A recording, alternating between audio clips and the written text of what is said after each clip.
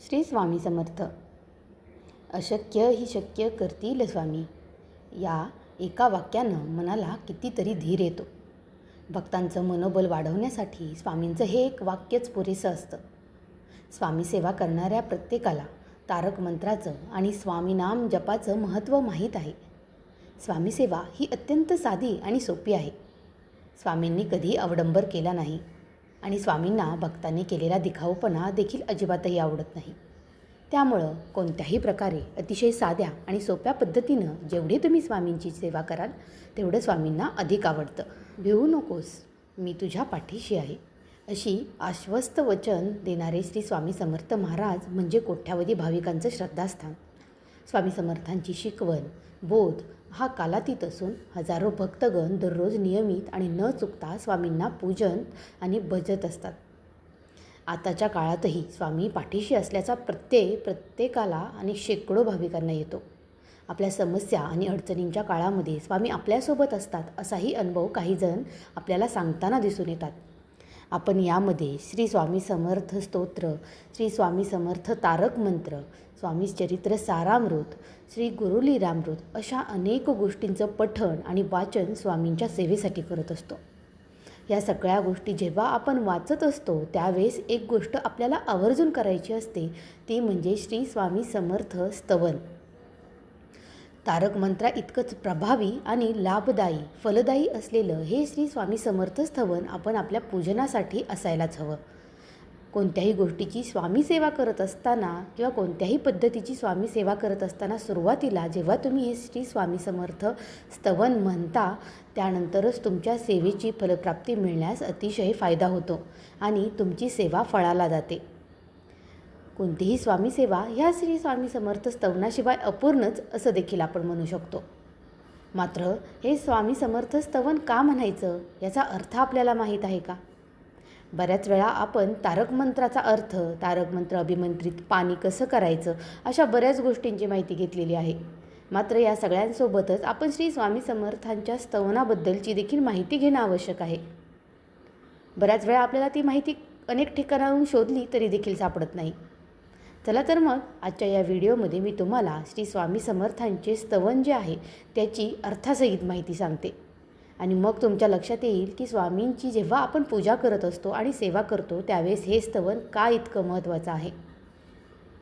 भिवू नकोस, मी तुझ्या पाठीशी आहे असं म्हणताना जो एक उत्साह, प्रेरणा आणि धीर, आधार आपल्याला मिळतो, तसाच काहीसा आधार आपल्याला श्री स्वामी समर्थांच्या स्तवनाचा अर्थ ऐकल्यानंतर मिळतो.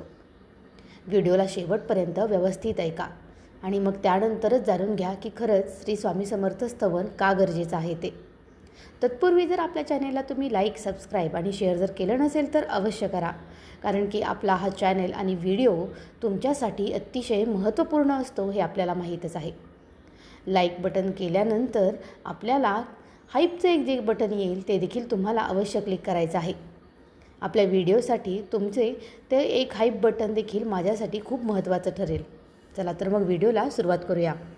स्वामींचं हे स्तवन म्हणजे आपल्याला साक्षात स्वामींची भेट घडवून आणतं. अत्यंत सिद्ध आणि प्रभावी हे स्तोत्र आपल्याला एकदा शुभसंकल्प पूर्ण करण्यासाठी उत्कट भक्तिभावानं आणि द्रुतगतीनं रोज 28 वेळा म्हणजे सलग 28 दिवस असं एकूण 784 वेळा म्हटलं तर तुम्हाला मनोकामना पूर्ण होण्यासाठी मदत होते. संकल्प पूर्ण झाल्यानंतरही तुम्ही कृतज्ञतेने रोज 28 वेळा जर हे नित्यपठण केलं तरी देखील चालतं. या स्तवनाच्या नित्यजपामुळं केवळ स्वामी कृपाच नाही तर सरस्वती मातेची कृपा, बुद्धीची प्रखरता आणि आध्यात्मिक उन्नती देखील लाभत असते. तुम्हाला रोज इतक्या वेळा हे स्तवन म्हणणं शक्य नसेल तर स्वामींच्या नित्यपूजेच्या सुरुवातीला तुम्ही रोज एकदा देखील हे श्री स्वामी समर्थांचं स्तवन म्हटलं तरी देखील चालतं. आता आपण स्तवनाला प्रारंभ करूया. श्री स्वामी समर्थ. नाही जन्म नाही नाम नाही कुणी माता पिता, प्रगटाला अद्भुत असा ब्रह्मांडाचा हाच पिता. याचा अर्थ असा की स्वामींना आपल्यासारखा भौतिक जन्म नाही किंवा त्यांचं नाव हे मानवनिर्मित नाही. त्यांना आईवडीलही नाहीत, कारण ते स्वतःच या ब्रह्मांडाचे जनक म्हणजेच पिता आहेत. ते एक अद्भुत रूपामध्ये प्रकट झालेली व्यक्ती आहे जी समाजाच्या कल्याणासाठी या पृथ्वी तलावर अवतरली होती. सर्वशक्तिमान असा सूत्रधार म्हणूनही आपण स्वामींना स्तवत असतो. नाही कुणी गुरुवर स्वये हाच सूत्रधार, नवनाथी आदिनाथ अनाथांचा जगन्नाथ. दुसऱ्या कडव्यामध्ये आपण स्वामींचा कोणीही गुरु नाही, कारण ते स्वतःच या जगाचे चालक, सूत्रधार आणि मालक आहेत असा अर्थ आपल्याला मिळतो. नवनाथांमध्ये ते आदिनाथ म्हणजेच महादेवाचं स्वरूप आहेत आणि ज्यांना कोणीही वाली नाही अशा अनाथांचे ते जगन्नाथ म्हणजेच या जगाचे स्वामी आहेत. दुष्टांचा काळ आणि भक्तांचा आधार, नरदेही नरसिंह प्रगटला तरुप पोटी, नास्तिकाच्या कशोपाला अस्तिकाची देण्यागती. याचा अर्थ असा की मानवी देहामध्ये ते साक्षात नरसिंहाचा अवतार आहेत. ज्याप्रमाणे नरसिंह हा खांबामधून प्रकटले तसे स्वामी हे वृक्षाच्या पोटी म्हणजेच अक्कलकोट येथे चेली या वृक्षाच्या पोटी ते प्रकट झाले. जे नास्तिक आहेत त्यांच्या अहंकाराचा नाश करण्यासाठी आणि आस्तिकांना मोक्ष मिळवून देण्यासाठी साक्षात स्वामी या भूतलावरती अवतरले.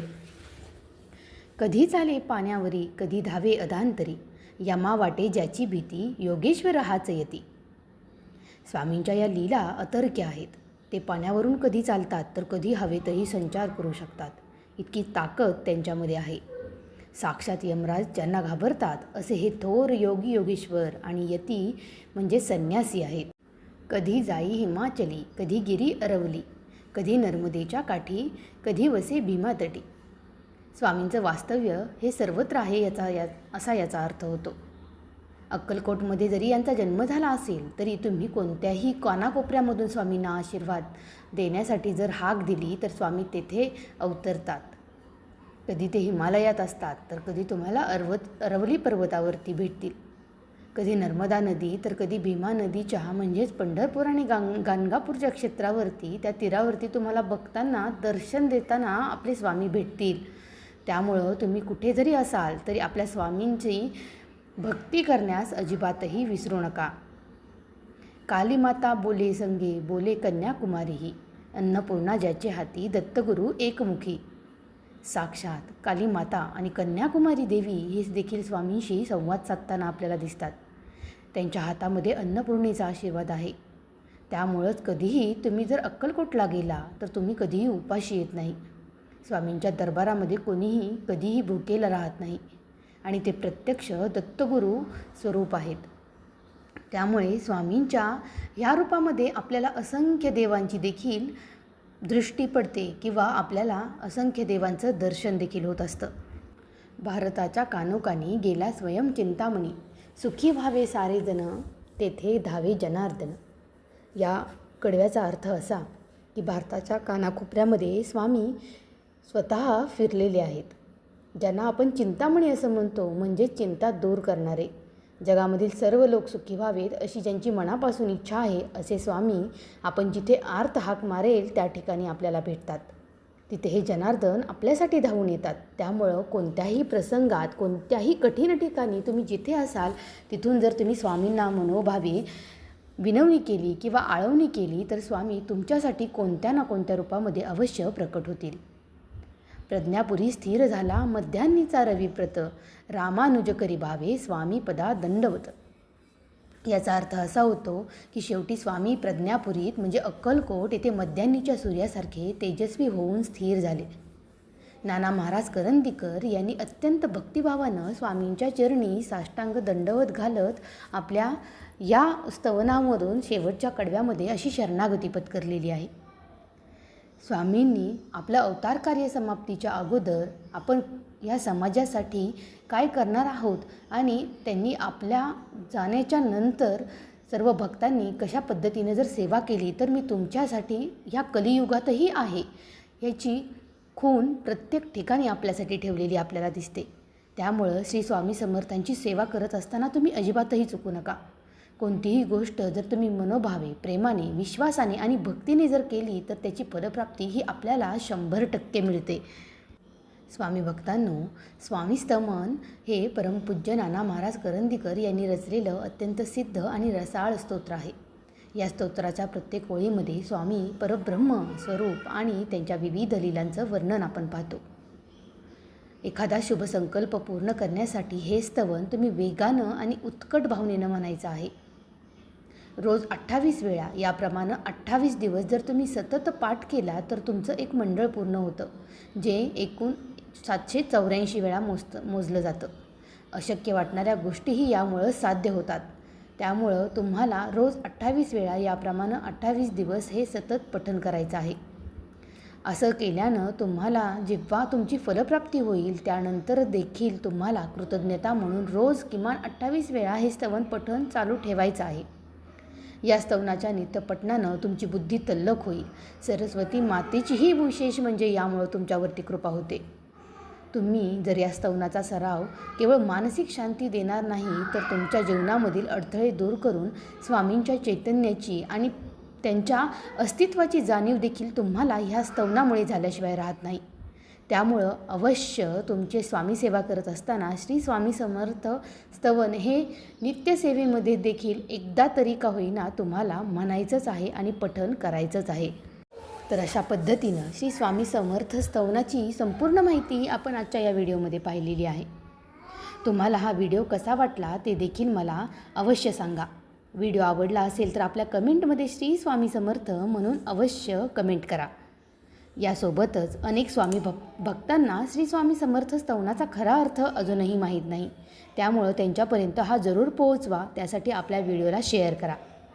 चला तर मग भेटूया पुढच्या व्हिडिओमध्ये स्वामी समर्थांच्या पुढच्या माहितीसोबत. तोपर्यंत श्री स्वामी समर्थ. जय जय स्वामी समर्थ.